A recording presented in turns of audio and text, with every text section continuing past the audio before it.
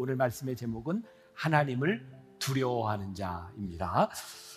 오늘 말씀 6절에 보면 이사야서 기자가 이렇게 얘기합니다. 하나님을 찾으라, 하나님을 부르라.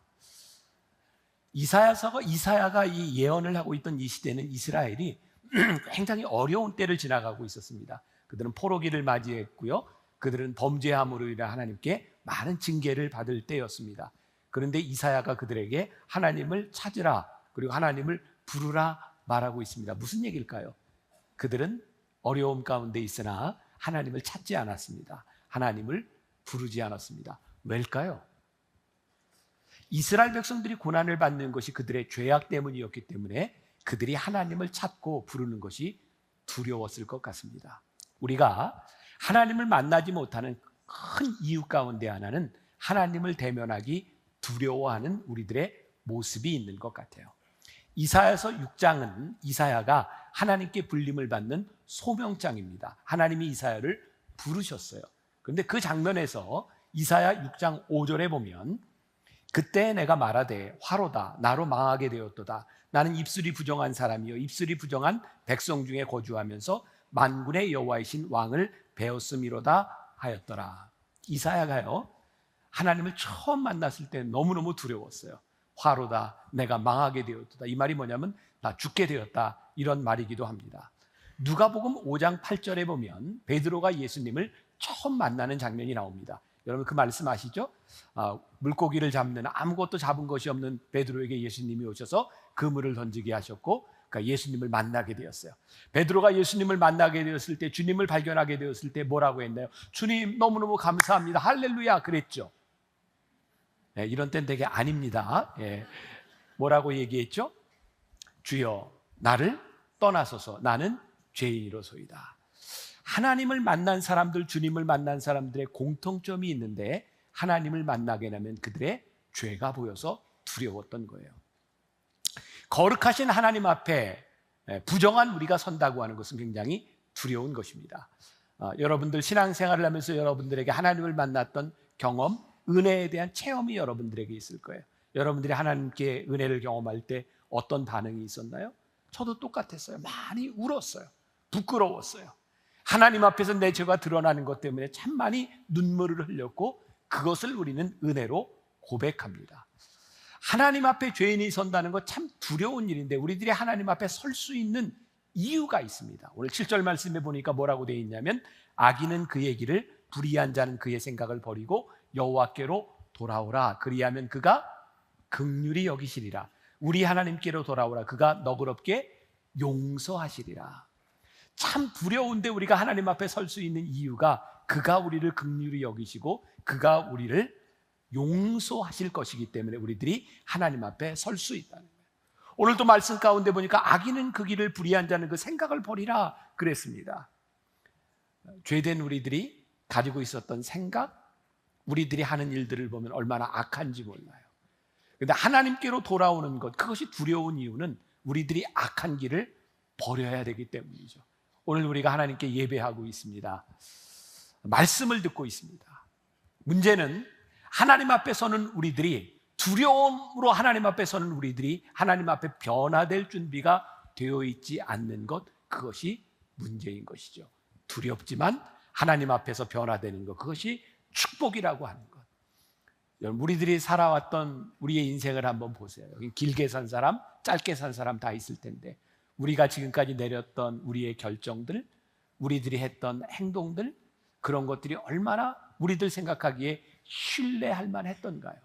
하나님 앞에서 보면 우리들이 살아왔던 삶들이 그렇게 올바르지 않은 것들, 잘못된 결정들도 참 많이 있어요. 그래서 저는 신앙의 원리를 이렇게 생각합니다. 주를 바라보며 우리의 삶을 바꿀 준비가 되어 있을 때 그것이 신앙이다. 우리가 아무리 예배를 드려도 하나님 앞에 우리를 바꿀 준비가 되어 있지 않으면 우리는 신앙적인 삶을 살아가는 게 아닌 것 같아요.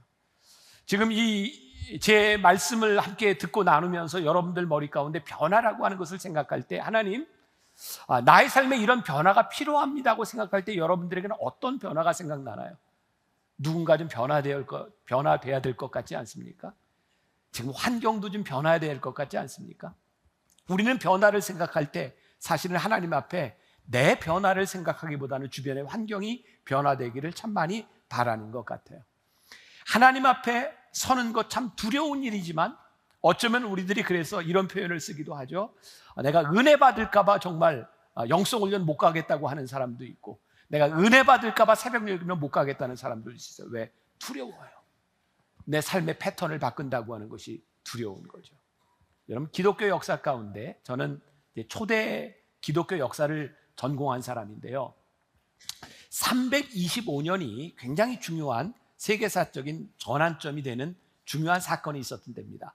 AD 325년에 니케아 종교회의가 열렸고요, 그때 로마의 황제였던 콘스탄틴 대제가 기독교를 공인합니다. 이 말은 325년 이전의 기독교는 종교로 공인받지 못해서 이단으로 취급을 받았기 때문에 예수 믿는 사람들이 죽임을 당하고 어려움을 당했어요. 325년을 기점으로 기독교가 비로소 종교로서 인정을 받게 되고, 그리고 이제 로마가 기독교화되는 역사들이 일어나는 굉장히 중요한 시점입니다. 바로 이 325년 니케아 종교회의를 주재했던 콘스탄틴 대제에 대해서 많은 논문들이 나옵니다. 아주 흥미로운 논문들인데요, 왜 논문을 이렇게 쓰게 됐냐면, 콘스탄틴 대제가 세례를 받는데 언제 세례를 받았냐면, 그가 바로 죽기 전에 그의 침상에서 당시 밀라노의 유명한 감독이었던 암브로시우스 감독에게 세례를 받습니다. 그는 왜 죽기 전에 침상에서 세례를 받았냐면, 당시의 크리스찬들은 어떤 생각을 가지고 있었냐면, 세례를 받고 난 이후에 지은 죄는 용서받을 수 없다. 그러니까 세례를 받는 게 두려운 일이었어요. 여러분들, 만약 여러분들에게 이제 세례 받고 이 다음부터 짓는 죄는 용서받을 수 없습니다, 그런다면 여러분들 세례를 언제쯤 받고 싶을까요? 네, 죽기 전에 받는 게 제일 최선의 방법이 아닐까요? 아마 콘스탄틴 대제가 그렇게 생각을 했던 것 같아요. 그래서 사람들이 논문을 쓰면서 콘스탄틴 대제가 진정한 크리스천이었을까 아니었을까를 가지고 논문을 쓰기도 했습니다. 죽기 전에 세례를 받는 것, 왜? 두려운 거죠.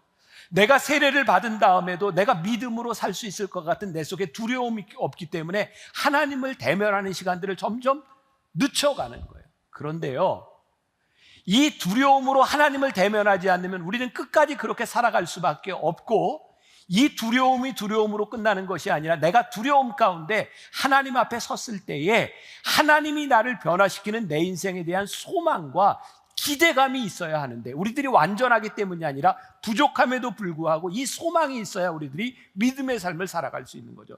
더 중요한 것은, 콘스탄틴 대제가 나는 죽을 때 세례를 받겠다고 결심했지만 사실 우리의 생명이 우리에게 달려있지 않은 거예요.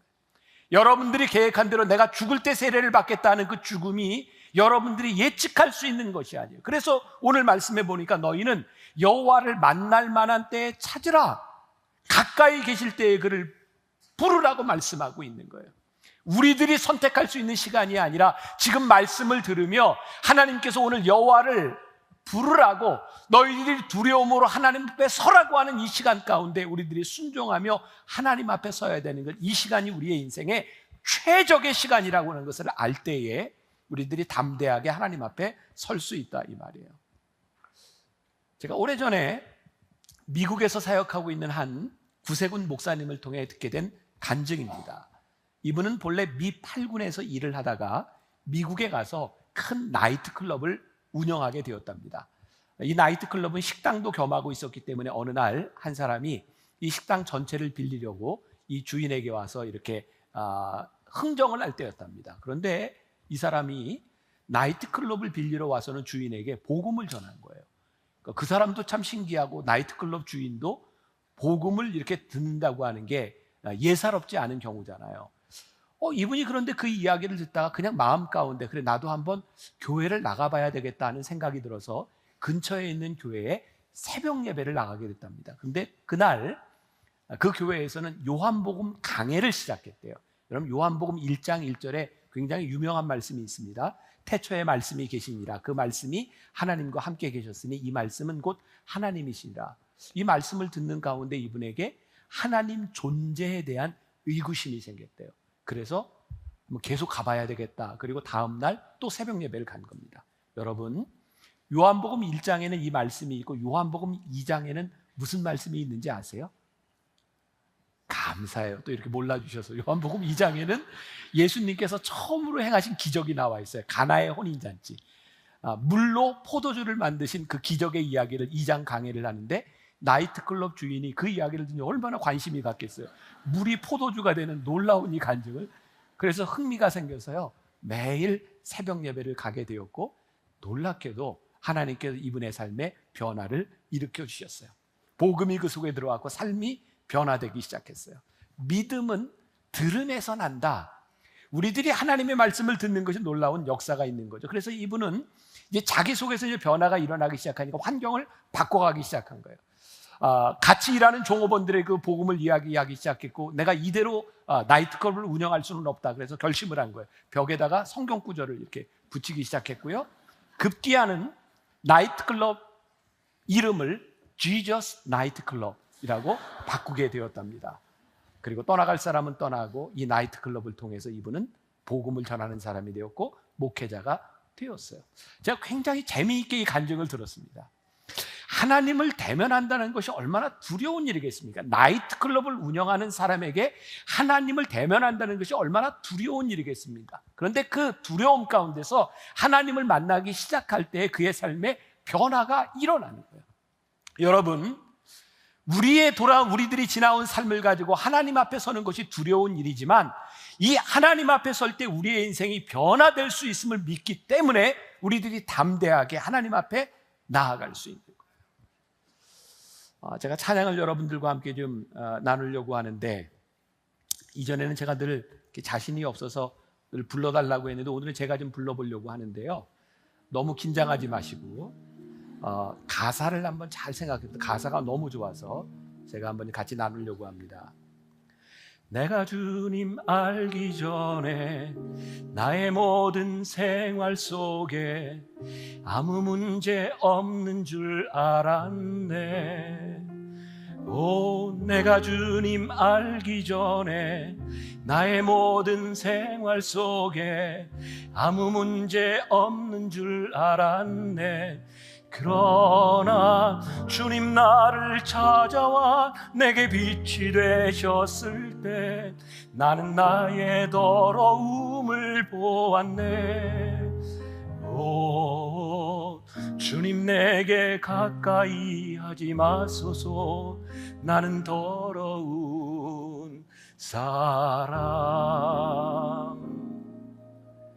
내가 주님 알기 전에 나의 모든 생활 속에 아무 죄가 없는 줄 알았네. 오, 내가 주님 알기 전에 나의 모든 생활 속에 아무 죄가 없는 줄 알았네.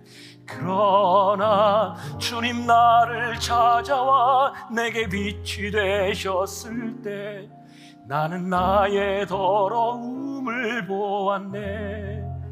오, 주님 내게 가까이 하지 마소서. 나는 더러운 사람. 베드로가요,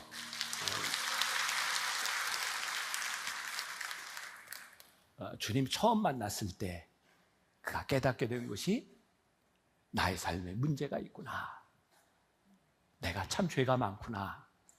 베드로가 그 주님을 바라보고 보고 나니 주님 나를 떠나소서. 나는 더러운 사람입니다. 그런데요, 거기서 그의 인생이 끝난 것이 아니라 주님께서 그의 인생을 바꿔주셨어요. 그래서 우리가 두려움 가운데 하나님 앞에 선다는 것 두려운 일이기는 한데, 그 두려움 가운데서 우리의 인생을 변화시키시고 바꾸어주는 것이 우리들에게 축복임을 믿기 때문에 우리들이 오늘 담대하게 하나님 앞에 서보려고 하는 거예요.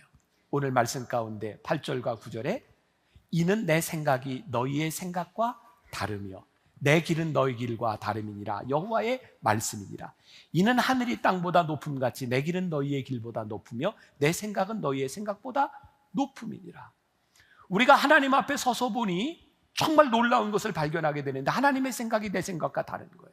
그런데 중요한 것은 나와 다른 하나님의 생각이 내 생각보다 깊고 높은 거예요. 그러니까 이 하나님 앞에 우리들에게 설 때 필연적으로 우리들이 변화되지 않겠습니까? 우리가 변화되지 않는 것은 하나님 앞에 우리들이 이렇게 서지 않기 때문이죠. 저도 이제 나이가 들어가고 중견 목회자가 되다 보니까 후배 목회자들이 저에게 와서 종종 이런 얘기를 한다. 목사님, 목회에 대한 조언을 좀 해주세요. 또 멘토가 되어주세요. 또 때때로 우리 교인들이 와서 저에게 상담을 요청할 때도 있어요. 그런데 모든 사람이 다 그런 건 아니지만 저에게 조언을 구한다고 와서 자기 얘기만 계속 해요. 그리고 듣다 보면 자기 자랑이에요. 그럼 제가 들으면서 그런 생각이 들어요. 그래, 네 맘대로 해라. 근데 우리의 모습이 그렇지 않은가요? 하나님, 제가 하나님을 믿고 싶어요. 하나님의 뜻을 따르고 싶어요.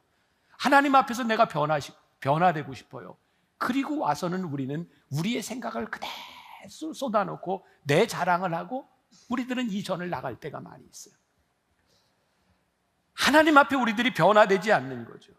하나님의 생각이 우리의 생각보다 훨씬 더 깊고 높다고 하는 것을 우리들이 인정하지 않기 때문에 하나님을 믿는다고 하면서도 하나님을 묵상하지 않는 거죠. 하나님을 묵상할 때 우리들에게 변화가 올 수 있음을 우리들이 믿을 때 비로소 하나님과의 교제가 시작이 되는 거예요. 하나님과의 교제는 두려운 마음으로 하나님 앞에 설 때 시작되는 것이기 때문에 저는 이것을 긍정적인 두려움이다라고 표현할 수 있을 것 같아요. 긍정적인 두려움이라는 것은 무엇이냐면 하나님이 두렵기는 한데 하나님을 경외하는 거예요.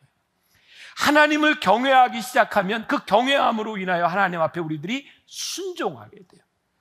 순종하며 하나님의 길을 따르게 될 때 우리들에게 필연적으로 생기는 것이 하나님과의 친밀함이에요. 그러니까 하나님을 두려워하는 것은 두려움으로 끝나는 것이 아니라 하나님과의 친밀함으로 연결되는 거죠. 우리가 하나님과의 친밀함 가운데서 살아가게 될 때 우리들이 하나님과 동행하며 하나님의 뜻이 우리들 가운데서 이루어져요. 예를 들어볼게요. 여러분들 다 학창시절을 지났을 테니까 아마 제가 학창시절을 지날 때 저 중고등학교 때 그때는 왜 이렇게 선생님들이 많이 때렸는지 몰라요. 정말 여기 선생님들도 많이 계실 텐데 그땐 참 정말 잔인하게 때렸던 것 같아요. 제가 다녔던 학교가 특히 그랬는지도 모르지만 시험을 보고 나면 선생님들이 틀린 숫자대로 때렸어요. 그 시험을 보고 나면 그게 얼마나 무서워요. 그런데요, 그 시험을 보고 나서 우리들이 선생님을 피하고 싶은 때도 있고 선생님 앞에 좀 얼굴을 디밀고 싶을 때도 있어요. 시험을 잘 보고 나면 선생님 나를 좀 봐줬으면 좋겠어요. 근데 시험을 못 보면 숨고 싶은 거예요. 그런데요, 이 시간은 지나가야 되는 거예요. 우리가 피할 수 있는 시간들이 아닌 거예요. 저희 교회는 특별한 한 가지 시험이 있는데 저희 교회 전체 목회자들은 1년에 한 번씩 다 시험을 봅니다. 아시는 분도 있고 모르시는 분도 저희 교회가 그렇게 무서운 교회입니다. 1년에 한 번 다 시험을 보는데 그 시험 이름이 뭐냐면 사랑지수 테스트예요. 교사들은 그 교육부를 맡고 있는 사람들은 각 교사들 자기가 맡고 있는 학생 또 음악부를 맡고 있는 목사님들은 우리 찬양대원들과 음악하는 사람들 교구를 맡고 있는 목사님들은 자기 교구 식구들에 대한 사랑지수 테스트를 합니다. 이 시험은 몇 달 전에도 봤는데 제가 무작위로 그냥 이름을 이렇게 내면 목사님들이 쓰는 거예요. 근데 우리 교회 한 목사님이 맡고 있는 교구가 동산이 평균 잡아 한 550가정 정도 됩니다. 근데 550가정을 식구로 보면 한 2,000명 정도 되는 큰 교회 하나를 맡고 있는 셈이 되는 거죠. 그런데 제가 그냥 무작위로 이름을 내면 뭘 써야 되냐면 그 사람의 기도 제목, 가정사항 이런 것들을 써야 되는 겁니다. 그러니까 우리 교회 지금 새가족까지 10개 동산에 또 우리 청년 동산 이런 게 있는데요. 청년 동산은 빼고 이렇게 우리 10개 동산 시험을 봤는데 이번에 10명 중에 7명이 만점을 받았어요.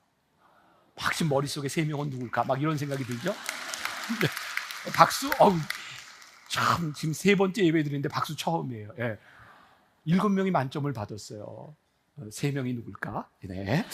근데 그 3명도 만점이 아니지만 거의 다 아주 퍼펙트하게 시험을 봤어요. 제가 이렇게 시험을 보면서요, 목사님들 보니까 얼마나 어렵겠어요. 그 교인들을 외우고 하는 게. 그래서 제가 이렇게 물었어요. 힘들지? 시험 안 봤으면 좋겠지? 그랬더니 그렇대요. 근데 한 목사님이 이렇게 얘기를 하더라고요. 목사님, 시험을 안 봤으면 좋겠는데 저도 나중에 담임이 돼서 나가면 이거 그대로 할 것 같아요. 어렵기는 한데 이 시간을 지나가야 교인들의 기도 제목이 들어오고 교인들의 가족들이 마음에 들어와서 목회가 되는 거예요. 그러니까 우리의 인생에는요, 피하고 싶은 것들이 참 많은 것 같아요. 요것 좀 안 해봤으면 좋겠어요. 그게 두려운 거죠.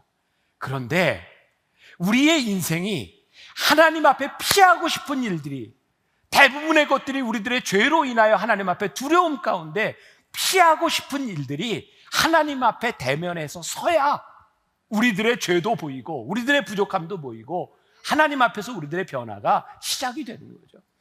그럼 창세기 3장에 보면 아담과 하와가 하나님께 범죄하고 난 이후에, 불순종하고 난 이후에 하나님께서 그들을 부르시는 장면이 나와요.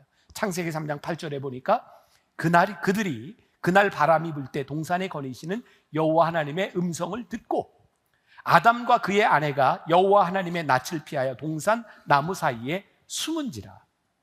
말씀을 보면 이렇게 유추할 수 있어요. 아담과 하와가 범죄하기 전에 하나님과 같이 교제하는 삶을 사는 거예요. 그래서 늘상 하던 대로 그들과 교제하시던 하나님이 아담과 하와에게 나타나서 그들을 부르셨는데 그들이 여호와의 낯을 피하여 숨었다고 되어 있어요. 저는 그런 생각을 하게 됐습니다. 아담과 하와의 문제는 그들이 죄 지은 게 문제가 아니에요. 죄 지은 그들이 하나님의 낯을 피하여 숨은 게 문제인 거예요.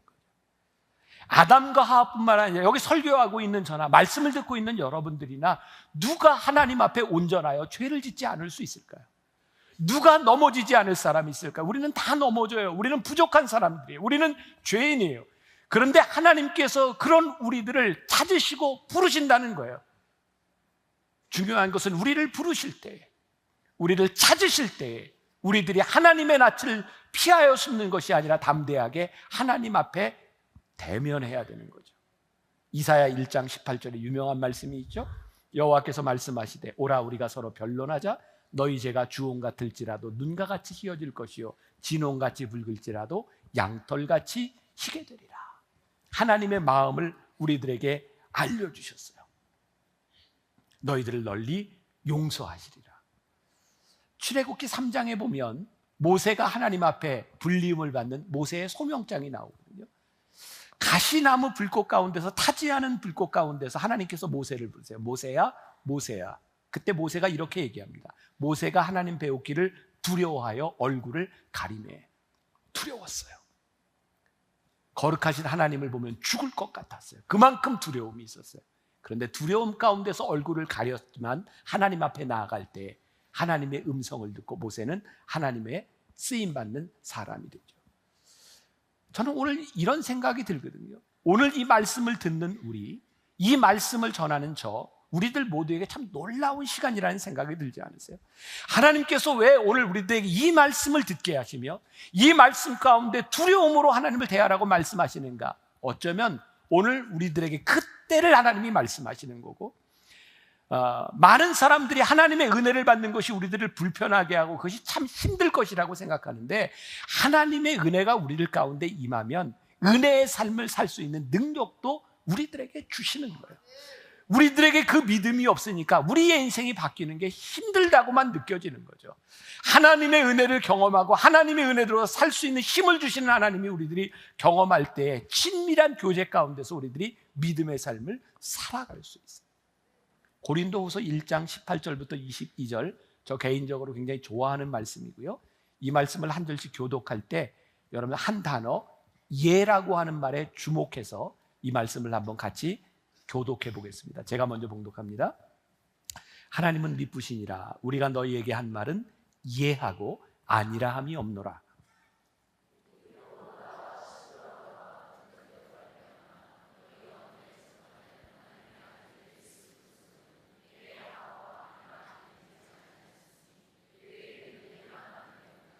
하나님의 약속은 얼마든지 그리스도 안에서 예가 되니 그런즉 그로 말미암아 우리가 아멘하여 하나님께 영광을 돌리게 되느니라.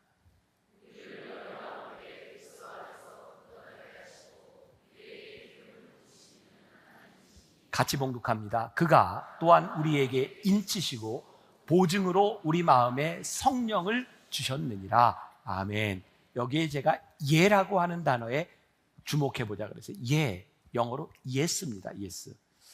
하나님께서 우리들에게 한 말은 yes가 된다. 그런데 이 yes를 성서학자들은 divine yes라고 얘기합니다. 신적인 긍정이다. 하나님께서 하신 말씀이 우리들에게서 yes, 하나님께서 우리들에게 긍정하셨다는 거예요. 그러니까 하나님이 우리들에게 인정하신 이 인생을 살아가는데 하나님이 우리를 붙잡아 주시는데 어떻게 말씀하고 있냐면 인치시고 보증으로 우리들의 마음에 성령을 주셨다. 그러니까 우리들이 하나님 예 그렇습니다 아멘 아멘 하는데 우리들에게 자신이 없는 거예요.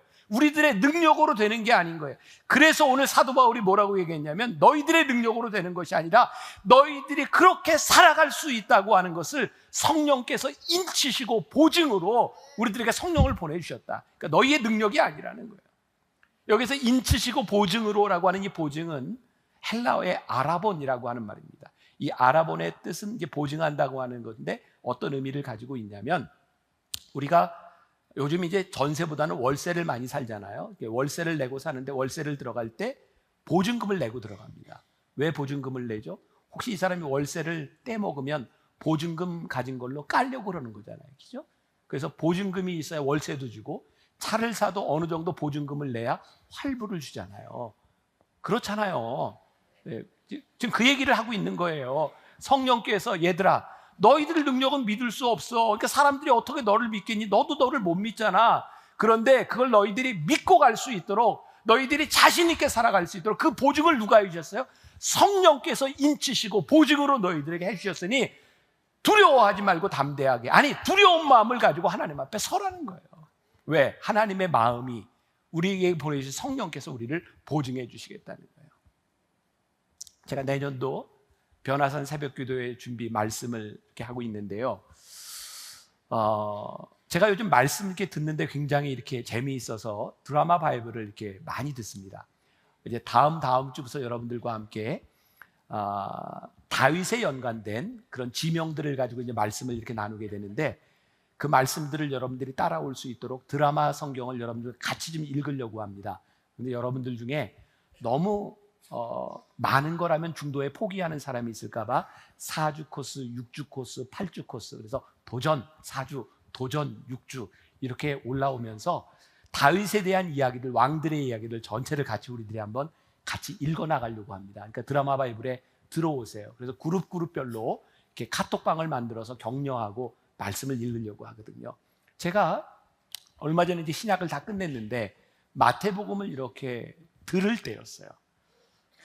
근데 말씀을 듣다가 계속해서 반복되는 어귀가 있더라고요. 화 있을진저, 화 있을진저, 화 있을진저. 제가 말씀을 듣다가 참 무서운 말씀이구나. 근데 누구에게 화 있을진저를 하셨냐면 바리새인들을 향해서. 외식하는 바리새인들이요, 사두개인들, 제사장들을 위해서 화 있을진저, 화 있을진저. 그래서 제가 하나님께서 어떤 것에 대해서 화 있다고 말씀하시는가 이렇게 말씀을 준비하다 보니까 딱 7개의 화가 나오더라고요. 나중에 이렇게 찾아보니까 그게 성경에서 이야기하는 신학적으로 7개의 저주더라고요. 근데 그 말씀 가운데 제가 깨닫게 된 것은 예수님께서 바리새인들과 사두개인들과 제사장들에게 화 있을진저라고 말씀하시는데 그것이 그냥 저주가 아니라 돌아오라는 말씀이더라고요. 돌아오라. 화 있을진저. 두려움으로 알고 돌아오라. 하나님 아버지의 마음이 저주에 있는 것이 아니라 돌아오라는 데 있더라고요. 오늘 우리가 하나님 앞에 서는 것 두렵고 떨리는 겁니다. 우리의 인생이 부족하니까 담대하게 아니 두려움 가운데 하나님 앞에 대면하세요.